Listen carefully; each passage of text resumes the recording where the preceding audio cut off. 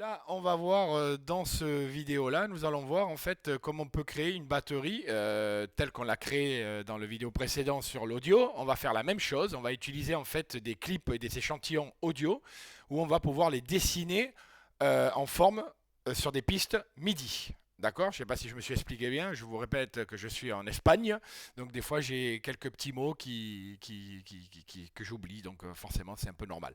Donc voilà, de toute façon, vous pouvez toujours m'écrire et on peut toujours parler. Et si vous avez besoin de quoi que ce soit pour les questions ou quoi, je suis là pour répondre.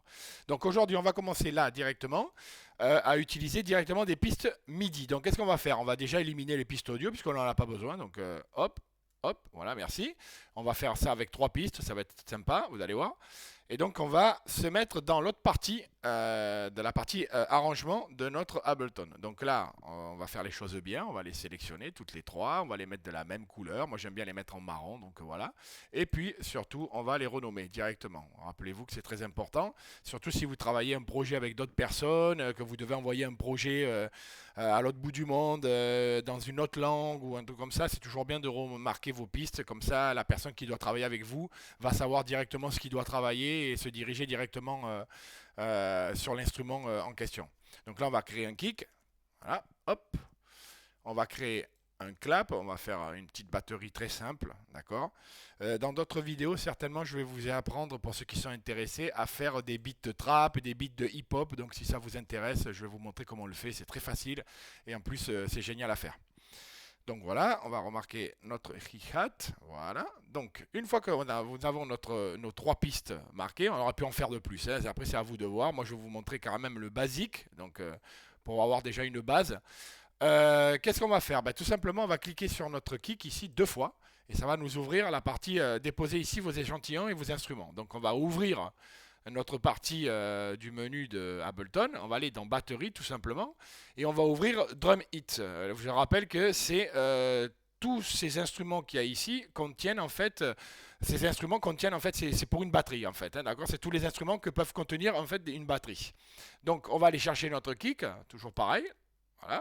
Alors moi je vais aller chercher le mien, vous vous rappelez là, le Yakiman, parce que je trouve qu'il est bien, il est sympa, il sonne bien, il est propre, il prend pas beaucoup d'espace et surtout il est sec, donc il est très bien. Voilà, c'est celui-là. Mais celui-là aussi, il est pas trop mal. Donc, allez, on va changer un petit peu. On va prendre celui-là. Alors, vous vous rappelez que quand je vous ai dit là, pour le vidéo, de créer une batterie en audio, on allait se déplacer et on mettait ça ici directement. Vous avez vu que si je lâche pas, automatiquement, lui, il va transformer le MIDI en audio. Mais moi, ça ne m'intéresse pas. Donc, automatiquement, on va le déposer ici au lieu de le déposer directement sur la piste. D'accord? Donc là, on va voir apparaître directement notre kick avec la matrice de notre kick. La seule chose qu'on va pouvoir faire, c'est de mettre le format correspondant à notre clip. Je vous ai dit dans le vidéo antérieure que si on ouvre ce petit paramètre ici, vous avez en fait 6 paramètres qui indiquent en fait le format de filtre pour chaque instrument. Donc dans ce cas-là, on a des instruments de coup. Donc tout ce qui est batterie, c'est des instruments de coup. Donc on va le mettre dans un mode qui s'appelle le mode beat. D'accord? C'est la seule chose que vous devez faire. Une fois que vous avez fait ça, qu'on a armé notre piste de kick, on va faire la même chose avec un clap. On va aller chercher le clap. Allez hop, on remonte tout en haut là et on va chercher notre clap. Alors, je vais voir si j'ai mon Yakiman là, de toute la vie là. Moi j'aime bien. Et sinon, on en prend un autre, hein. C'est pas grave, hein. Ah, celui-là, il est pas mal le clap vintage. Allez, on va l'essayer. On va voir ce que ça va donner. Et on va le déposer là-dedans. Pam. Voilà, on va le mettre dans le mode beat, d'accord? Alors je vous rappelle, si c'était un type d'instrument, par exemple une trompette ou un synthé ou un lead, là on le mettrait plutôt dans le mode texture, si vous voulez vraiment travailler ce clip-là, cet instrument-là, ou sinon, sans vous embêter, vous le mettez dans le mode complexe, qu'il réunit en fait tous ces paramètres-là à la fois. Donc il va vous donner une nitidesse et une qualité de son beaucoup plus propre. Donc essayez-le, vous allez voir. C'est à vous de voir. Donc là, je vais le mettre en mode beat. Voilà. Et on va aller chercher notre hi-hat sur notre banque de sons de Ableton. Alors, hi-hat, il est ici. Alors, on va écouter quelques-uns, on va voir ce que ça va donner. On va en prendre un fermé déjà, pas un ouvert. Ah, celui-là, pas trop mal. Ça, c'est pas mal aussi. Allez, on va l'essayer. Et on prend et on le glisse à l'intérieur. Et en fait, on répète la même opération dans le mode beat. Bien. Voilà, on a chargé nos trois pistes directement avec les instruments en question qu'on va avoir besoin pour pouvoir travailler notre batterie qu'on va créer. Bah, c'est très simple. En fait, on va se mettre, moi je me suis mis à un 9, mais on va le mettre à 5, ça va être beaucoup plus simple. Alors, vous allez me dire peut-être, oui, mais pourquoi tu te mets à 5? Bah, on est à moins de 10 secondes du track, d'accord?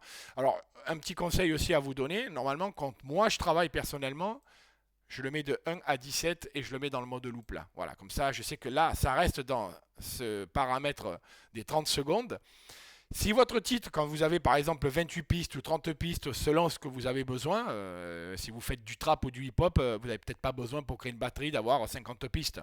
Certainement avec 4-5 pistes bien positionnées avec les instruments en question que vous avez vraiment bien besoin, vous allez créer le bon groove que vous avez besoin directement.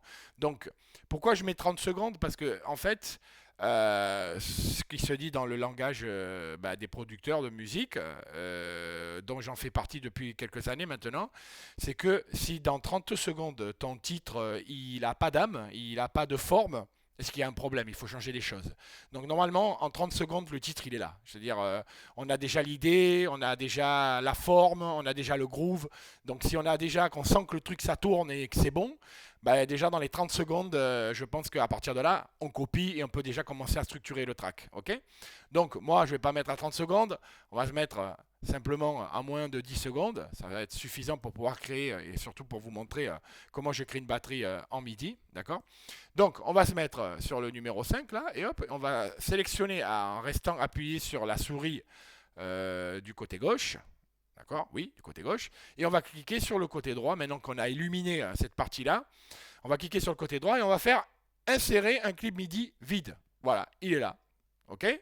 Bon, eh ben là, on n'a plus qu'à dessiner. Alors, on va se positionner, je vais vous dire pourquoi, sur le C3. Eh ben, tout simplement parce que le C3, c'est à la moitié du clavier. Si vous avez un piano de 49 touches, ben, ça serait la moitié. Et le C3, c'est un Do. Pour ceux qui ne savent pas, Do, Ré, Mi, Fa, Sol, La, Si. Donc là, on est sur un Do. Donc comme ça, on ne va pas s'embêter. Le kick ne va pas se déformer, il ne va pas être ni trop haut ni trop bas. Ça, c'est selon ce que vous êtes en train de travailler. Si vous travaillez par exemple sur un Mi, sur un Fa, sur un D, sur un C, ça dépend de votre track. Donc s'il y a des personnes qui commencent plutôt à créer la batterie et d'autres qui commencent directement à créer plutôt les mélodies et adapter la batterie après. Et d'autres qui font plutôt la batterie et après adaptent les mélodies par-dessus. Ça, c'est un peu chacun la forme comme vous avez envie de travailler en fait. Donc allez, là on va dessiner notre petite batterie, on fait un double clic et hop, on a créé directement notre kick. Donc on va faire, vous allez voir, je le rappelle, ça c'est un temps, ça c'est un deuxième, un troisième, un quatrième, et ceci, tout ça, c'est un compas. Donc vous avez juste à faire 4 petits clics. Voilà, vous avez bien vu. Voilà. À chaque 1, 2, 1, 3, 1, 4. Et là, tout simplement, je me mets sur le 2 et je sélectionne en tirant une ligne.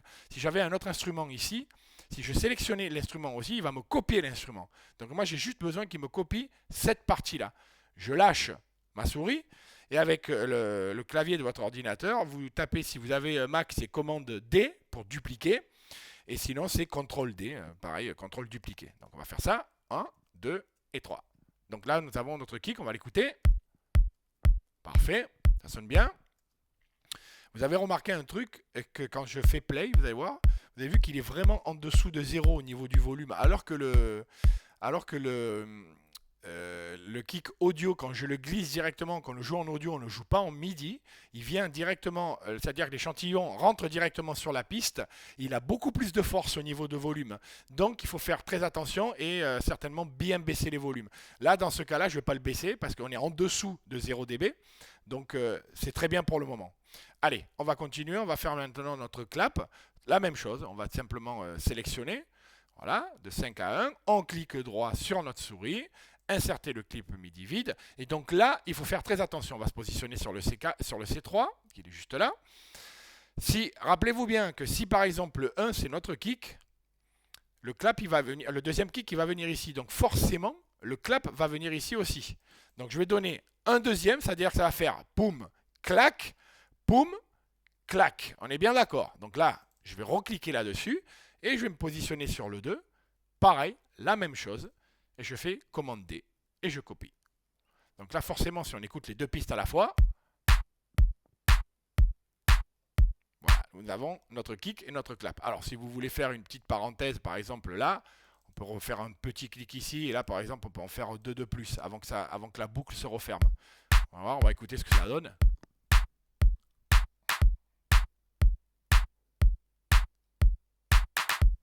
Voilà, c'est sympa.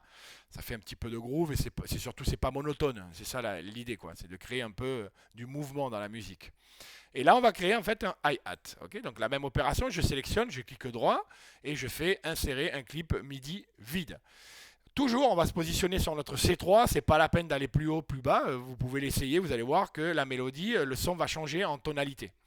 Donc forcément, si on reste dans notre premier temps là, et que si on positionne ici le kick et que le clap il vient ici, ben notre hi-hat il viendra dans le troisième, c'est-à-dire 1 sur 3, d'accord? Un tercero, on dit en Espagne, d'accord? Donc là, si j'écoute, ça fait ça. Vous avez vu? 1, 2, 3. 1, 2, 3. Bien, donc là, forcément, on va le répéter ici, on va le répéter ici, et on va le répéter en fait de partout. Donc ben, qu'est-ce qu'on fait? Comme on va répéter ça sur chaque temps, on sélectionne juste la première partie de 1 à 1, 2, et vous faites commander, et tout simplement, on copie ça jusqu'à la fin de notre track, et on va écouter notre batterie.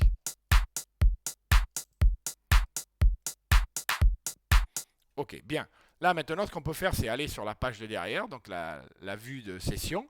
On positionne sa souris ici et on va justement, en restant appuyé, monter pour avoir un petit peu plus de visibilité sur nos instruments.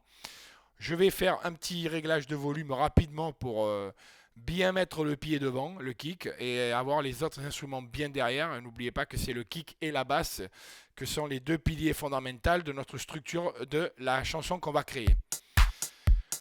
Donc on va baisser un peu le clap parce que je le trouve un peu fort.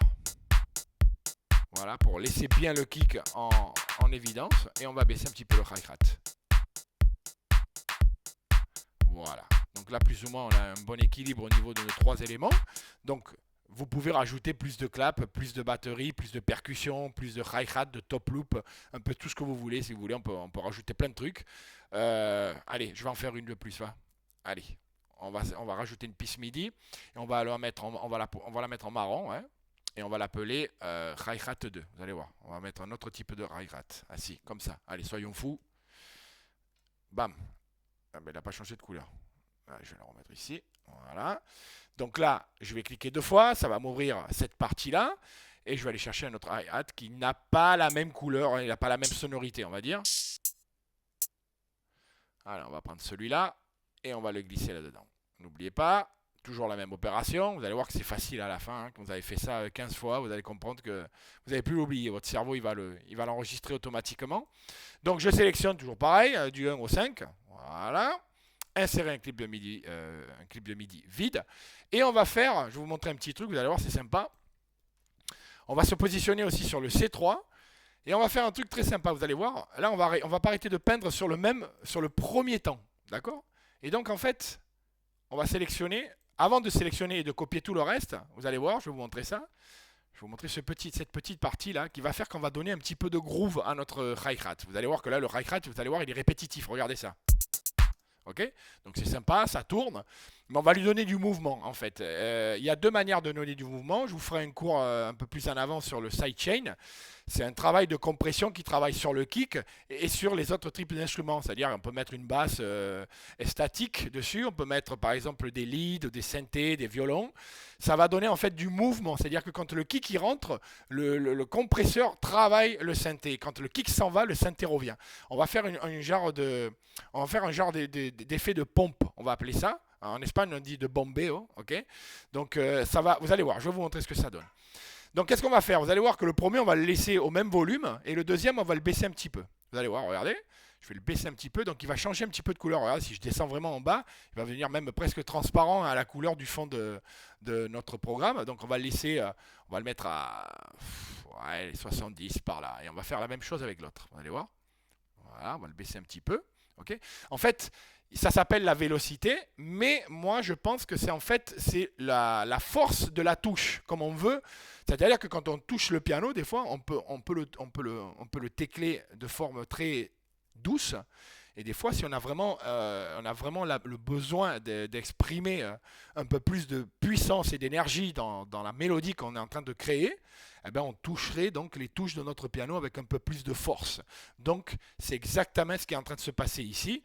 On pourrait dire que c'est une forme de volume. On enlève un petit peu de volume, on enlève un petit peu de pression, un petit peu de force, un petit peu d'énergie. Donc, vous allez voir, là, une fois qu'on a configuré ça, ben là, on va sélectionner directement, hop là, notre 4 éléments et on va faire la même chose, commande ou CTRL D, hop, et ça se copie jusqu'à la fin. Allez, on y va, n'ayons peur de rien. Et là, on va écouter ce que ça va donner. Voilà, donc là, vous avez vu que vous avez un hi-hat normal et on a un hi-hat complètement répétitif. On va le baisser un petit peu pour qu'il se mélange bien avec le reste des instruments, que ça ne soit pas non plus, qu'il soit pas en dessus du kick. Voilà, c'est pas mal là, c'est joli. Donc après, la même chose, comme je vous ai montré dans la vidéo d'avant, vous pouvez lui mettre un petit peu plus de reverb. Évidemment, rappelez-vous qu'il faut configurer la reverb. Donc je vais la configurer rapide, là, pim pam poum. Voilà, vous allez voir.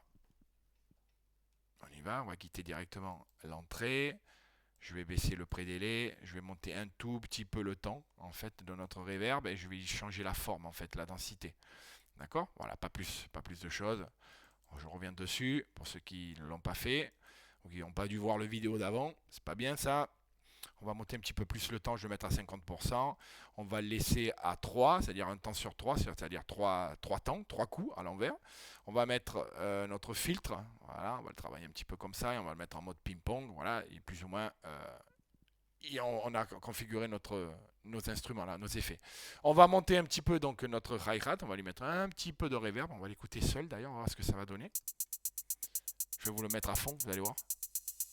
On va pas aller jusqu'à là non plus, mais voilà, on va le travailler par là pour lui donner un petit peu de profondeur, hein, parce que ça ne soit pas trop opaque non plus. Là, on va travailler directement notre délai. Vous allez voir que si je pousse le délai, ça va vraiment donner trop de dynamique même. Vous allez voir, regardez ça. Vous avez vu? Qu'est-ce que ça fait? Ça s'ouvre à droite, à gauche. Qu'est-ce qu'on est en train de faire là? Avec le délai, on est en train d'ouvrir le canal stéréo. C'est-à-dire qu'on est en train d'ouvrir le paramètre. Donc, il faut faire très attention avec ça. Alors, vous pouvez un petit peu l'ouvrir, on peut lui donner un petit peu d'ouverture stéréophonique, mais pas plus non plus. On va voir celui-là. On va lui donner un petit peu de profondeur aussi. Voilà, pas trop non plus. Voilà, et on va lui donner un tout petit peu de délai.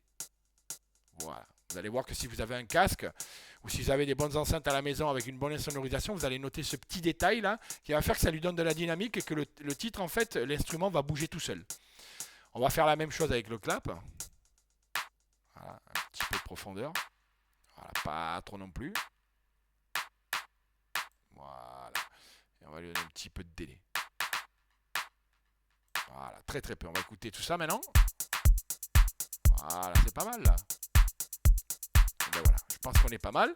Donc là, une fois qu'on a fait ça, on va faire la même opération. On va sélectionner la première piste en cliquant sur le bouton Shift et la dernière. On clique droit et là, on fait grouper la piste.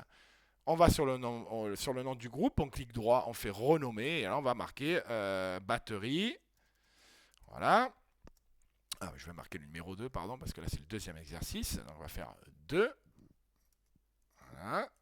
Espace, un trait, et là on va faire batterie. Et on va faire batterie MIDI.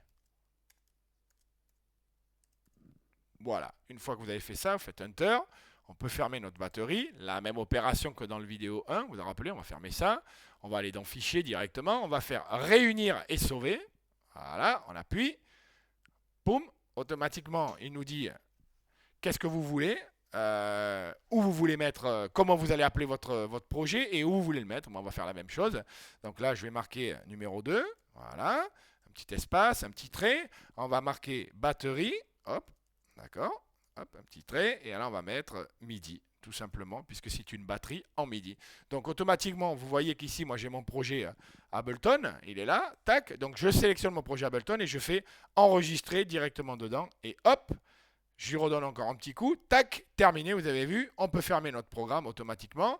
On va se déplacer directement dans le projet et là, vous voyez le projet batterie MIDI, il est là, il est marqué. Vous avez juste à ouvrir avec la petite flèche. Voilà, si ça veut s'ouvrir, merci. Vous cliquez 2 fois ici et automatiquement, vous allez voir, le projet se réouvre automatiquement et vous pouvez continuer à travailler dessus. On va attendre qu'il va s'ouvrir un petit peu. Pour ceux qui ne savent pas ou qui l'ont pas, il y a la nouvelle version d'Ableton Live qui vient d'arriver là sur le marché depuis le 5 mars 2024. Et c'est une bombe atomique, ainsi que je vous demande vraiment d'aller le voir parce que c'est vraiment un truc de fou. Donc voilà, on contrôle que notre projet il est là. Voilà, on lui fait encore play. Ça marche, tout est bien. On est parfait. Voilà pour le deuxième vidéo. Donc là, je fais sauver. Si vous voulez le sauver, on le sauve. Et nous avons nos projets ici.